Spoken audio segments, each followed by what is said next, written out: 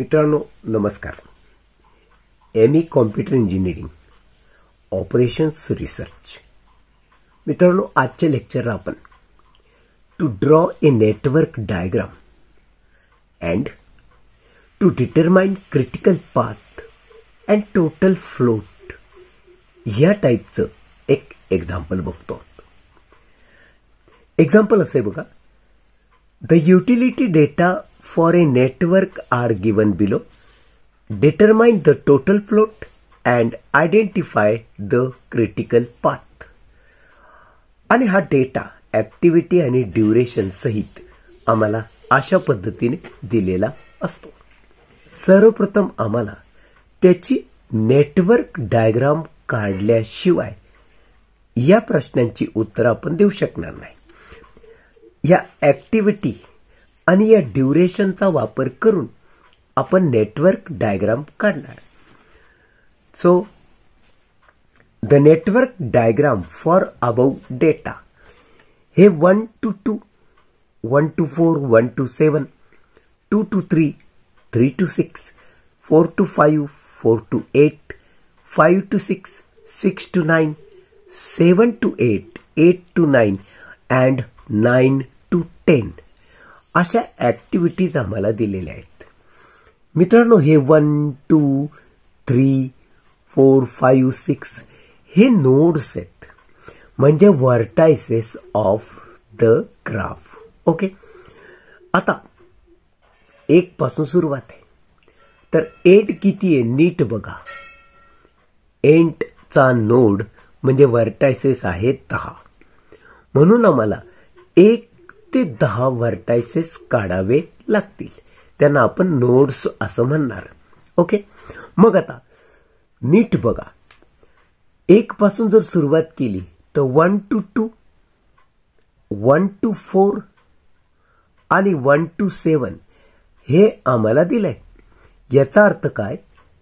Starting point 1, मग तिथून 2, 1 पासून 4 आणि 1 पासून 7 असे 3 वेगवेगळे मार्ग आम्हाला नेटवर्क डायग्राम मध्ये दाखवावे लागतील. म्हणजे 1 पासून सुरू 2 पर्यंत, 1 पासून सुरू 4 पर्यंत, 1 पासून सुरू 7 पर्यंत हे पहिल्यांदा आम्हाला दाखवावं लागेल. ओके. त्यानंतर 2 ते 3, त्यानंतर 3 ते 6, 4 ते 5, 4 ते 8. याचा अर्थ 4 पासून 2 मार्ग वेगळे होतात. एक 4 ते 5 पर्यंत जायचं आणि दुसरा 4 ते 8. ओके. 5 ते 6 आहे, 6 ते 9 आहे, 7 ते 8, 8 ते 9, 9 ते एंड होणार 10. म्हणजे स्टार्टिंग 1 एंड 10 असे आम्हाला नोड्स काढावे लागतील. हे बघा मित्रांनो, पहिल्यांदा आपण पहिला नोड 1 दाखवला. आता तुम्ही पाहिलं 1 पासून 2 पर्यंत, 1 पासून 4 पर्यंत आणि 1 पासूनच 7 पर्यंत असे 3 वेगवेगळे मार्ग आम्हाला दाखवायचे. म्हणून आपण काय करू? 1 पासून 2 इथं दाखवू, 1 पासून 4 इथं दाखवू आणि 1 पासून 7 इथं दाखवू. ओके. तर मित्रांनो 1 पासून 2 असा दाखवला. 1 to 2 हा ॲरोनी दाखवला आपण. 1 पासून 4 पर्यंत आणि 1 पासून 7 पर्यंत हे जे आहेत ना, त्यांची ड्युरेशन आपण टेबलमध्ये पाहिले ते लिहिले. 1 to 2 चं ड्युरेशन 3 दाखवलं होतं. बघा 1 to 2 3 ड्युरेशन, 1 to 4 2, 1 to 7 2. हे आपण नेटवर्क डायग्राम मध्ये तशा पद्धतीने हे 3 दाखवले. 2 to 3 5, 2 to 3 5 ड्युरेशन दाखवला. 3 to 6 2, म्हणून इथं ड्युरेशन 2 लिहिला. 4 to 5 6 ड्युरेशन आहे आणि 4 to 8 8 ड्युरेशन आहे. म्हणून 4 to 5 मी 6 ड्युरेशन लिहिला आणि 4 पासूनच 8 मी 8 ड्युरेशन लिहिला. त्यानंतर 5 to 6 5 ड्युरेशन. हे बघा 5 to 6 5 ड्युरेशन दाखवला. 6 to 9 4 ड्युरेशन. हे बघा 6 to 9 4 ड्युरेशन दाखवला. हा त्यानंतर काय 7 to 8 4. हे बघा अशा रीतीने 7 to 8 मी 4 ड्युरेशन दाखवला. पुढं 8 to 9 6 ड्युरेशन. हे बघा 8 to 9 6 duration and finally 9 to 10 3 duration. ही आहे नेटवर्क डायग्राम. आता मित्रांनो नेटवर्क डायग्राम काढल्यानंतर आम्हाला अर्लिएस्ट ऑकरन्स म्हणजे ई ची व्हॅल्यू काढायची. रूल असा आहे for first node E is equal to 0. Okay म्हणजे पहिल्या नोडसाठी ई ची किंमत 0 घ्यायची म्हणजे अर्लिएस्ट ऑकरन्स 0 घ्यायचा. ओके आता त्यानंतर for next node value of E कशी शोधून काढतात. आता आपण प्रत्येक वेळेस असं पुढं पुढं पुढं प्रत्येक नोडला जाणार. शेवटच्या नोड पर्यंतच्या ईच्या व्हॅल्यू आम्हाला शोधून काढायच्या आहेत. तर त्या कशा मिळतात ते बघा. Value of E for previous node plus duration between corresponding these 2 nodes. Okay पहिल्या नोड नंतर दुसरा नोड, दुसऱ्यानंतर तिसरा, तिसऱ्यानंतर चौथा. हे असे जे नोड आपण पुढे पुढे जाणार शेवटच्या नोड पर्यंत तर त्यांच्या व्हॅल्यूज काढताना पहिल्याची जशी आपण 0 घेतली value of E for previous node plus duration between corresponding these 2 nodes अशा रीतीने आपण पुढच्या पुढच्या पुढच्या नोड्सच्या ईच्या व्हॅल्यू शोधत असतो. तर आपण स्टार्टिंग नोड जो असतो म्हणजे पहिला नोड असतो त्याच्या ईची व्हॅल्यू 0 लिहित असतो. तर अशा रीतीनं पहिल्या नोडची ईची व्हॅल्यू मी 0 लिहिली. त्यानंतर 1 नंतर पुढचा नोड आहे 2. मग 2च्या इथं ईची व्हॅल्यू कशी काढतात. प्रिव्हियस नोडची value plus duration between them.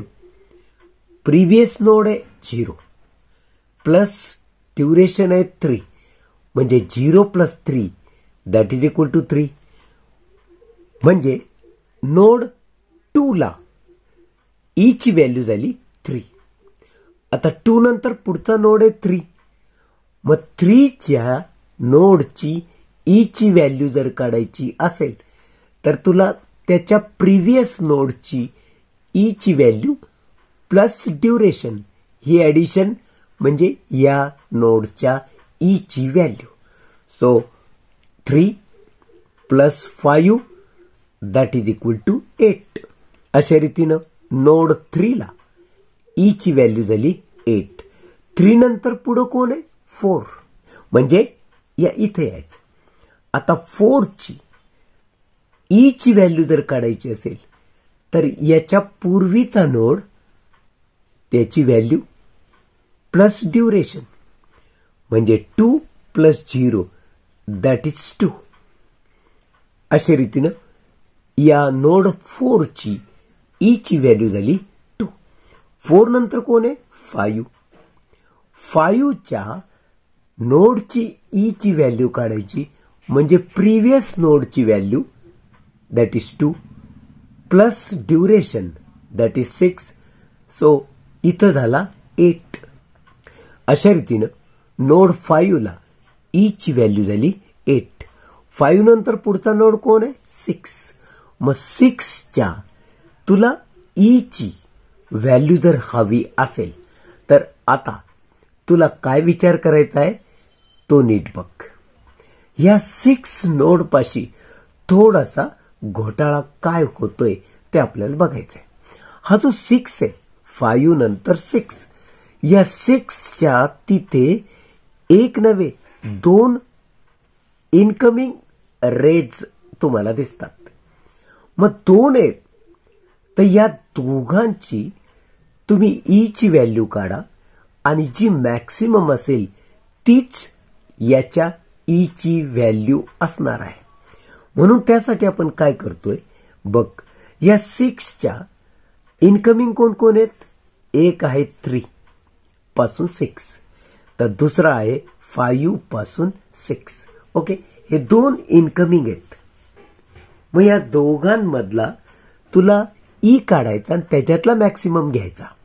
For node 6 there are 2 incoming arrows असं आपण लिहिलं. मग ई त्या नोडच्या ईची व्हॅल्यू म्हणजे मॅक्सिमम ऑफ ते जे दोन इनकमिंग आहेत त्यांची ॲडिशन करायची. मग 2 + 8, 2 हा त्याच्या प्रिव्हियस नोडची ईची व्हॅल्यू आहे आणि ड्युरेशन आहे 8. सो 2 + 8 झाला 10. आणि दुसरा आहे 5. 5च्या मध्ये 8 ॲड केला, 5 + 8 दॅट इज 13. सो 10 आणि 13 यात तुला मॅक्सिमम व्हॅल्यू निवडायची म्हणून 13 तू लिहिशील. याचा अर्थ झाला E is equal to 13 for node 6. परत एकदा बघ, हा नोड आहे 6, याला इनकमिंग 2 आहेत, एक हा आणि दुसरा हा. मग तुला या दोघांचा विचार करायचा आहे. इथं ईची व्हॅल्यू 8, त्याच्यात ड्युरेशन ॲड केला म्हणजे 8 + 2 दॅट इज इक्वल टू होणार 10. त्यानंतर याचा विचार कर, 5 आणि 8 या दोघांची ॲडिशन होणार 13 म्हणजे 10 आणि 13 याच्यात मॅक्सिमम आहे 13 म्हणून तू इथं ईची व्हॅल्यू 13 लिहिणार आहेस. 6 नंतर आहे 7. हे बघा 7 ला इनकमिंग एकच आहे. मग प्रिव्हियस ईची व्हॅल्यू आहे 0, तर ड्युरेशन आहे 2, 0 + 2, तर 7 या नोडला तू ईची व्हॅल्यू लिहिली 2. 7 नंतर आहे 8. 8 ला बघ इनकमिंग 2 आहेत, एक इथून येतोय, दुसरा इथून येतोय. मग या दोघांमध्ये तुला मॅक्सिमम निवडायचा आहे, तर कसं काढणार ते पण बघून घे. For node 8 there are 2 incoming arrows.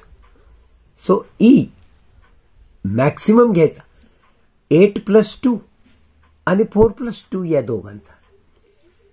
8 + 2 10, 4 + 2 6 या दोघात मॅक्सिमम आहे 10 म्हणून ईची व्हॅल्यू झाली 10 फॉर नोड 8. हे बघ, हा 8 इथून आला एक एरो म्हणजे याचा ईची व्हॅल्यू 2 आहे, ड्युरेशन 8 आहे, दोघांची ॲडिशन केली 10 आली. आता दुसरा इनकमिंग इथं आहे, हा आहे 4, याच्या प्रिव्हियस आहे 2, ईची व्हॅल्यू, दोघांची ॲडिशन केली 6 म्हणून 10 आणि 6 मध्ये मॅक्सिमम आहे 10. तर या इथं नोड 8 ला आपण ईची व्हॅल्यू 10 लिहिलेली आहे. आता 8 नंतर नोड नंबर 9. 9 ला इनकमिंग 2 आहेत, एक इथून दुसरं इथून. या दोघात आम्हाला मॅक्सिमम शोधावं लागेल. मग त्यासाठी आपण काय करणार? So E is equal to maximum 6 + 10 and 4 + 13. 6 duration आहे, प्रिव्हियस नोडची ईची व्हॅल्यू 10 आहे, 4 ड्युरेशन आहे, तर प्रिव्हियस नोडची व्हॅल्यू 13 आहे. 16, 17 या दोघात तुला मॅक्सिमम निवडायची म्हणजे 17. मग E is equal to 17 for node 9. तर अशा रीतीने नोड 9 ला आपण ईची व्हॅल्यू 17 लिहिली. फायनली 10. नेक्स्ट नोड आहे 10. 10च्या नोडची ईची व्हॅल्यू जर काढायची असेल तर प्रिव्हियस व्हॅल्यू आहे 17 आणि ड्युरेशन आहे 3, 17 + 3 दॅट इज 20. आणि अशा रीतीनं या लास्ट नोड 10 ची ई ची व्हॅल्यू झाली 20. प्रत्येक नोडला आपण ई च्या व्हॅल्यूज काढून घेतल्यानंतर आम्हाला एल च्या व्हॅल्यू पण काढून घ्याव्या लागतात. जसं ई च्या व्हॅल्यू काढताना आपण इनिशियल पॉइंट म्हणजे पहिल्या पॉइंटपासून सुरुवात केली होती, तशीच आता एल ची व्हॅल्यू काढताना लास्ट नोड पासून मागं यावं लागतं. सर्वप्रथम हे लक्षात ठेवा की हा जो लास्ट नोड आहे त्या ठिकाणी ई ची व्हॅल्यू जर 20 आली तर इथं एल ची व्हॅल्यू सुद्धा 20च घ्यावी लागते. आणि म्हणून मी या लास्ट नोडला एल ची व्हॅल्यू पण 20च लिहिली, कारण ई ची व्हॅल्यू 20 मग एल पण 20. मित्रांनो, आता याच्या प्रिव्हियस नोडकडे जायचं. तिथं हा जो ड्युरेशन आहे 3चा, हा ड्युरेशन या एल च्या व्हॅल्यूतून वजा करावा लागतो आणि ती इथल्या एल ची व्हॅल्यू असणार. तर अशा रीतीने या नोडच्या पूर्वीचा नोड जो आहे त्या नोडची एल ची व्हॅल्यू लिहायची असेल तर काय करणार आपण, या नोडच्या एल च्या व्हॅल्यूतून ड्युरेशन वजा करणार. ओके, म्हणून 20 - 3 इथं येणार 17.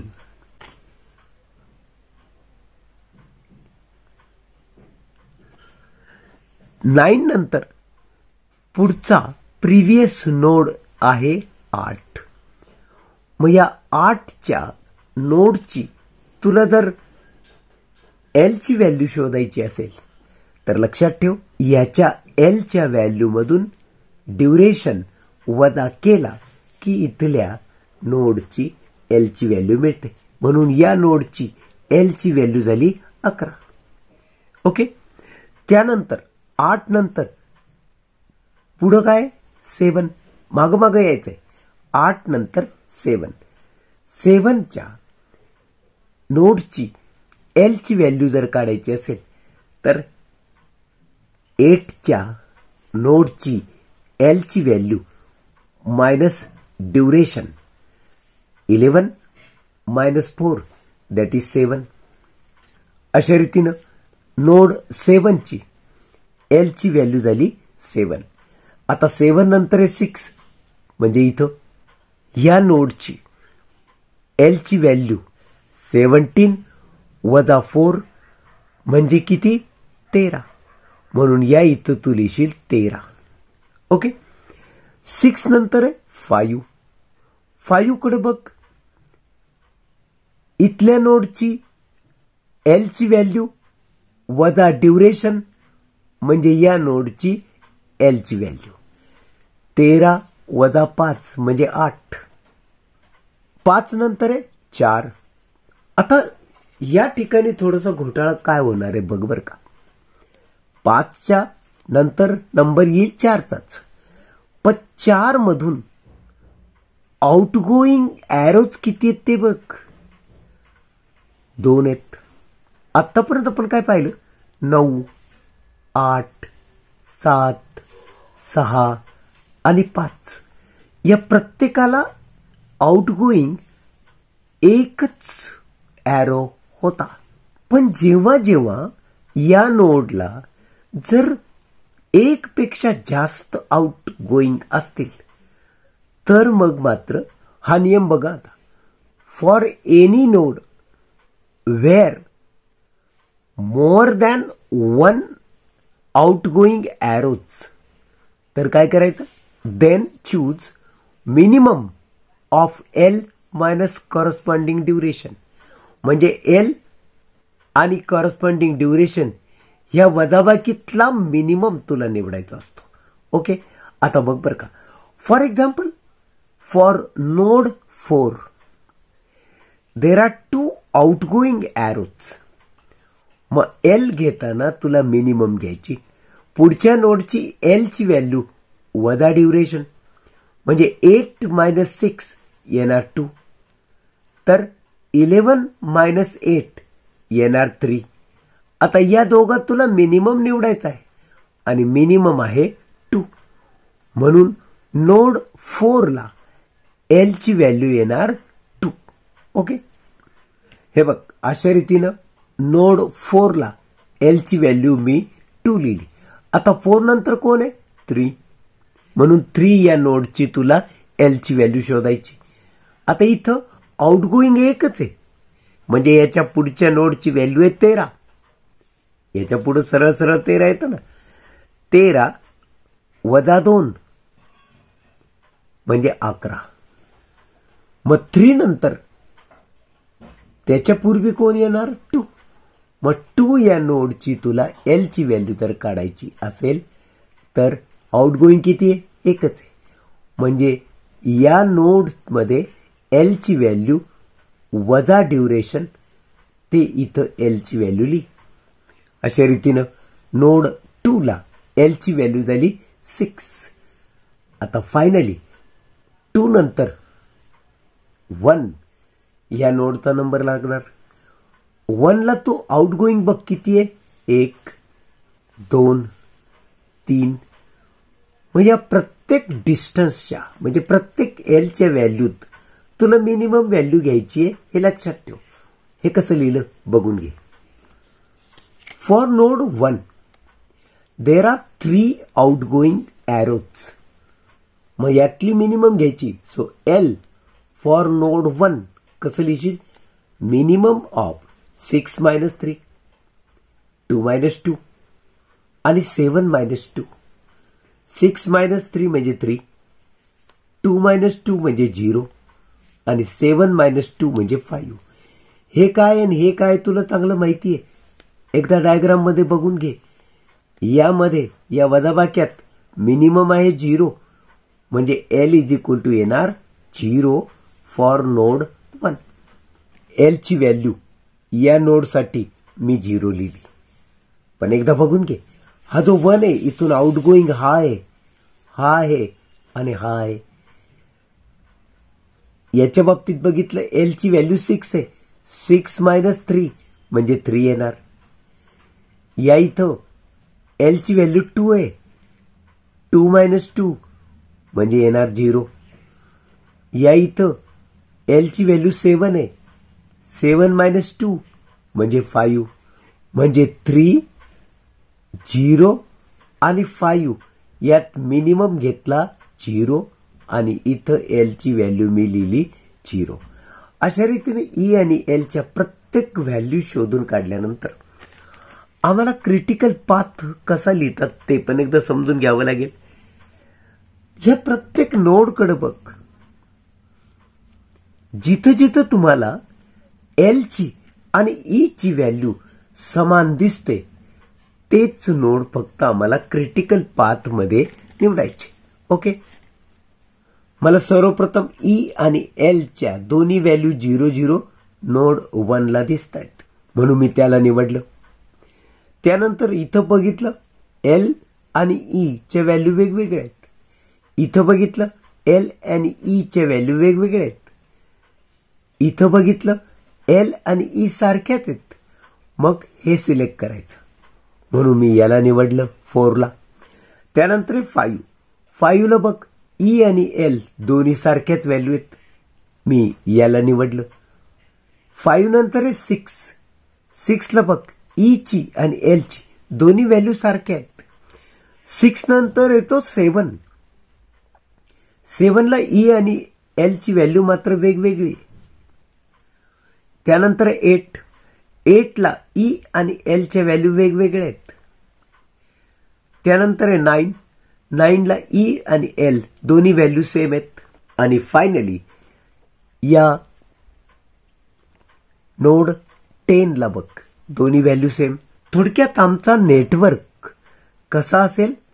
1 नंतर 4 to 5, 5 to 6 to 9 and finally 9 to 10. जेवढे सिमिलर आहे फक्त तेच मी जोडलेत. इथून इथं, इथून इथं, इथून इथं, इथून इथं, इथून इथं. यांना आपण डबल लाईननी निर्देशित करू. बघा 1 to 4 double line, 4 to 5 double line, 5 to 6 double, 6 to 9 double line and finally 9 to 10 double line. म्हणजे हा झाला क्रिटिकल पाथ. तर मित्रांनो, व्हिडिओची लांबी पाहता आजचे लेक्चरला आपण इथेच थांबूया. टोटल फ्लोट आणि क्रिटिकल पाथ यासाठी आपण नेक्स्ट व्हिडिओमध्ये लवकरच भेटतो. तोपर्यंत मला निरोप द्या. नमस्कार.